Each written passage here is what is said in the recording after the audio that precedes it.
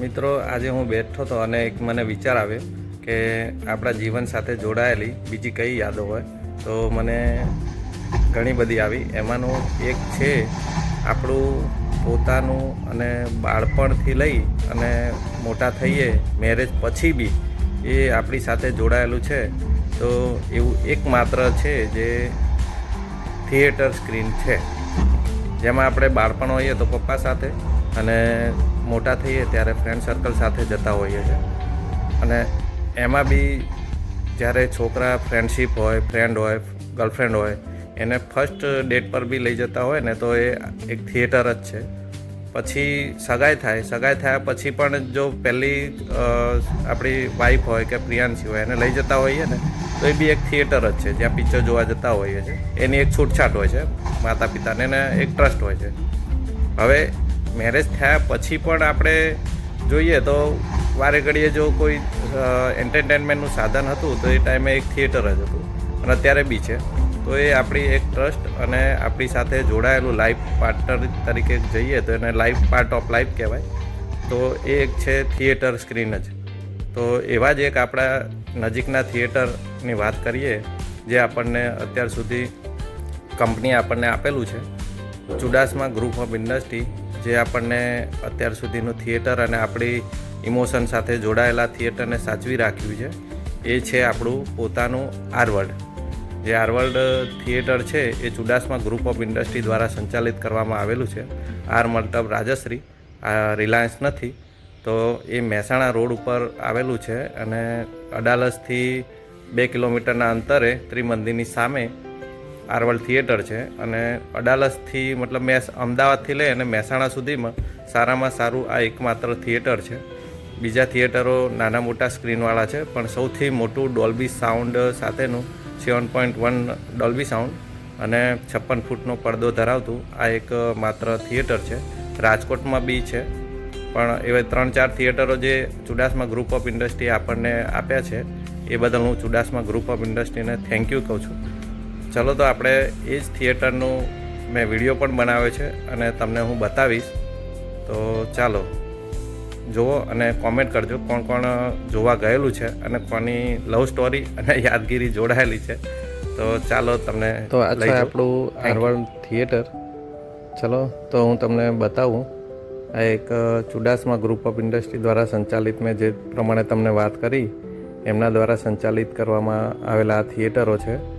એ આખા ગુજરાતમાં સૌથી મોસ્ટ પોપ્યુલારિટી ધરાવે છે સિનેમા જગતને. અને સિનેમા હિન્દી, ગુજરાતી અને ઇંગ્લિશ ફિલ્મોને રિલીઝ કરે છે. જે ત્રિમંદિરની સામેના એરિયામાં આવેલું આરવર્લ્ડ છે, જે મહેસાણા હાઈવે પર કરવામાં આવેલું છે, જે આપણા સરાઉન્ડિંગમાં લગભગ 500 ગામોને જોડતું આ એક માત્ર થિયેટર છે, જે આપણને સારી યાદો અને ઇમોશન સાથે જોડાયેલું છે. તો ઘણા બધાની લવ સ્ટોરી સાથે આ બી સંકળાયેલું છે અને ઘણા બધાના લાઈફ પાર્ટનર તરીકે જો મળતા હોય અને એને ફર્સ્ટ ટાઈમ લાવતા હોય તો એ આ એક થિયેટર માત્ર છે. હવે આપણે જોઈશું કે આપણા ઇમોશનને તાજા કરીએ અને આપણી ખોવાયેલી ધૂંધળી યાદોને ફરીથી એકવાર રિફ્રેશ કરીએ. જોઈએ થિયેટરમાં શું ચાલી રહ્યું છે. એમાં જો સામે પેલું કોર્ટ બી છે, ક્રિકેટ કોર્ટ, જે 24/7 અવર ચાલે છે. તો એનું બી હવે ફેસિલિટી કરેલી છે. જૂના જમાનામાં તમે કદાચ 1999થી લઈને 2005 સુધીમાં જોયું હશે તો અહીંયા ગેમિંગ ઝોન બી હતું અને જે રેસિંગ કાર કરાવે એ બી હતું. ઘણા બધા એવી ગેમિંગ ઝોન છે, કાર છે, રાઈડ છે, એ બધું હતું. સમય પ્રમાણે કાઢી દેવામાં આવી છે અને હવે નવી સ્ક્રીન કરાવી છે. અને એકમાત્ર આ આરવર્લ્ડ અને ચુડાસમા ગ્રુપ ઓફ ઇન્ડસ્ટ્રી એવી છે જે થિયેટરો, જે લાકડાની ખુરશી હતી એની જગ્યાએ જે મલ્ટી સ્ક્રીનવાળા થિયેટર અને હાઈ પ્રોફાઇલવાળા જે કહીએ થિયેટર, એનું એકમાત્ર શરૂઆત કરનાર અને ફિલ્મ જગતમાં અને થિયેટરમાં જે ચેન્જીસ લાવનાર આ જ એકમાત્ર કંપની છે જેને મલ્ટી સ્ક્રીનવાળા અને હાઈ પ્રોફાઇલ થિયેટરોની શરૂઆત કરી હતી. જે પહેલું રાજશ્રી વર્લ્ડ ગાંધીનગરવાળું અને પછી જે છે એ સિટી પલ્સ છે, જે પછી આરવર્લ્ડ આપણું છે, એ બધા ધીરે ધીરે બન્યા. એમાં આરવલ સારામાં સારું હતું અને મોટી જગ્યાવાળું હતું, એટલે બધા એને લાઇક બી કરતા હતા. અને આજુબાજુના ગામડાવાળા જે છે કોઈ બી સારો પ્રસંગ હોય ત્યારે ત્યાં જ આવતા હતા. એની થીમ અને પ્રોફાઇલ જે આપણે જોઈએ છે, ઇન્ટિરિયર છે, સૌથી બેસ્ટમાં બેસ્ટ એ ટાઈમે કોઈએ જોયું ના હોય એવું બધું હતું. અને ત્યારથી અત્યાર સુધી એને મેન્ટેન રાખ્યું છે. તો તમને અંદરથી બી બતાવીશું. સ્ક્રીન કેપેસિટીની વાત કરીએ તો પર સ્ક્રીન 390ની આસપાસ આ સિટિંગ એરેન્જમેન્ટવાળી સ્ક્રીન છે, જે આરવલનું સૌથી મોટામાં મોટી સ્ક્રીન ધરાવતા થિયેટરોમાં આની ગણતરી થાય છે.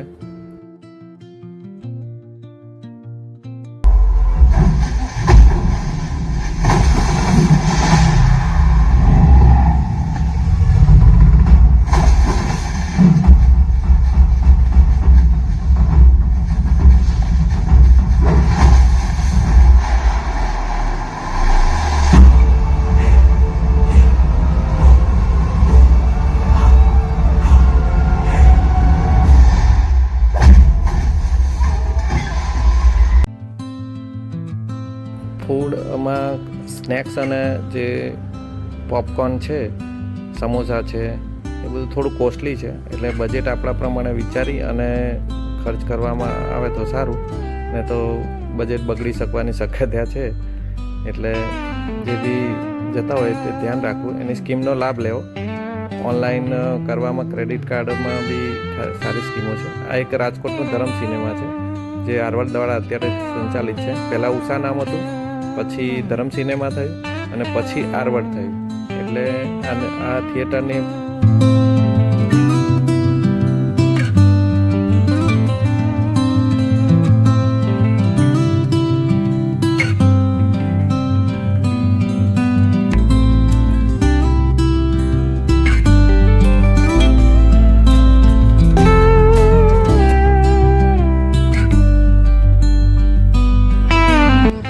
ગુજરાતી ફિલ્મો પણ આ થિયેટરમાં ચલાવવામાં આવે છે. હિન્દી, ગુજરાતી અને ઇંગ્લિશ, હોલિવૂડ ત્રણે ચાલે છે.